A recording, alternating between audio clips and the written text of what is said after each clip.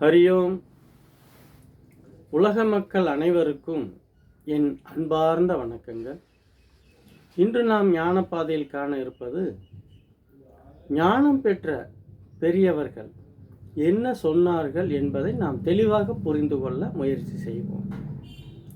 பொதுவாக ஞானம் பெற்ற மனிதர்கள் சொல்வதை கேட்டு மக்களாகிய நாம், ஆகா, எவ்வளவு அற்புதமாக பேசுகிறார்கள், எவ்வளவு வாழ்க்கையை தெளிவாகவும் நுட்பமாகவும் பேசுகிறார்கள் என்று அவர்களை நாம் பாராட்டுகிறோம். அவர்கள் சொல்வது வாழ்க்கை தத்துவங்களை நாம் எந்த கோணத்தில் எடுத்துக்கொள்கிறோம் என்பது நமக்கு புரியவில்லை. நீங்கள் உங்கள் அறியாமை நீக்கிவிட்டு நல்லபடியாக வாழ வேண்டும் என்பதற்காக அவர்கள் எல்லா விஷயங்களையும் அலசி ஆராய்ந்து சொல்கிறார்கள். மக்கள் ஞானம் அடைய வேண்டும் என்பதற்காகத்தான் அவர்கள் சொன்னார்கள். ஆனால் சொன்னவர்களுக்கு நாம் என்ன செய்கின்றோம்?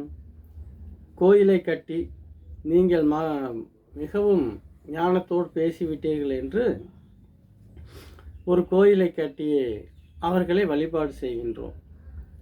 மகாவீரருக்கு, புத்தருக்கு, இயேசுவிற்கு, நபிகள் நாயகத்திற்கு, ராமகிருஷ்ண பரமஹம்சர் அவர்களுக்கு,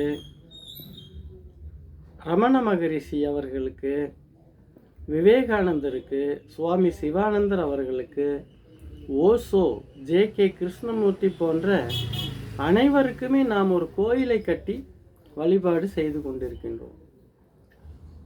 அவர்கள் செய்த நன்மைக்கு நாம் பரிகாரமாக கோவிலை கட்டிவிட்டோம். ஆனால் அவர்கள் உங்களிடம் எதிர்பார்த்தது அவர்களுக்கு கோவில் கட்டுவதற்காக அல்ல. நீங்கள் செழிப்பாக வாழ வேண்டும் என்பதை மட்டும்தான் அவர்கள் விரும்புகிறார்கள். ஆனால் நாம் அதை செய்கின்றோமா என்றால் இல்லை. நம் வீட்டில் பார்த்தால் நல்ல பாத்ரூம் இல்லை, நல்ல துணிமணிகள் இல்லை, குழந்தைகள் அணிய விசேஷத்தன்று நாம் காசுக்காக அலைமோதி கொண்டிருக்கின்றோம். கடன்களை வாங்க முயற்சி செய்கின்றோம்.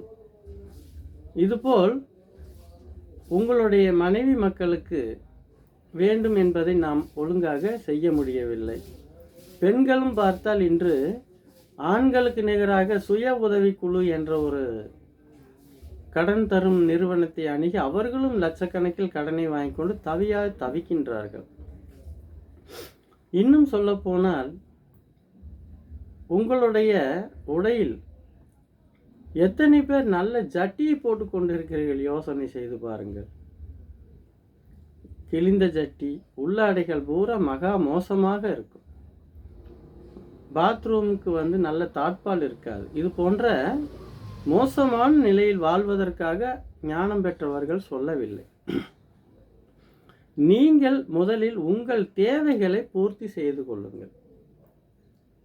அன்று முதல் இன்று வரை மற்றவர்களைத்தான் பார்க்கிறோமே தவிர, மற்ற வாழ்க்கையைத்தான் பார்க்கிறோமே தவிர நமது வாழ்க்கையை பார்ப்பதே இல்லை.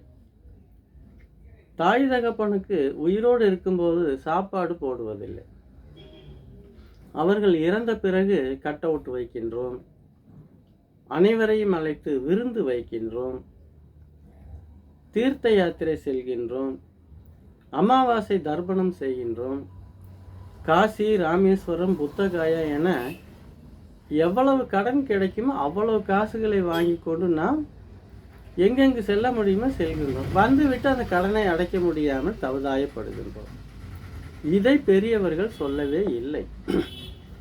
உங்களால் முடிந்த அளவு, உங்களால் உழைப்பால் உருவாக்கப்படும் பொருளாதாரத்தை வைத்து உங்கள் குடும்பத்தில் என்னென்ன நன்மைகளை செய்ய முடியுமோ, உங்களை நம்பி இருக்கக்கூடிய மனைவி மக்கள், தாய் தகப்பன் அனைவருக்கும் உங்களால் என்ன நன்மைகள் செய்ய முடியுமோ அதை செய்து வருவதுதான் உண்மையான ஞானம்.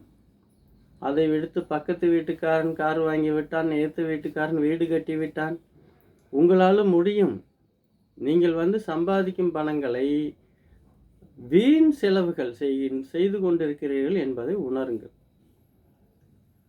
கிராமங்களில் ஒரு பழமொழி சொல்வார்கள், வட்டிக்கு வாங்கி ஒட்டியானம் செய்தான், ஒட்டியானத்தை விற்று வட்டியை கட்டிவிட்டான், அந்த வாங்கிய கடனை நீ எப்படி கட்டப் போகின்றாய் என்பார்கள்.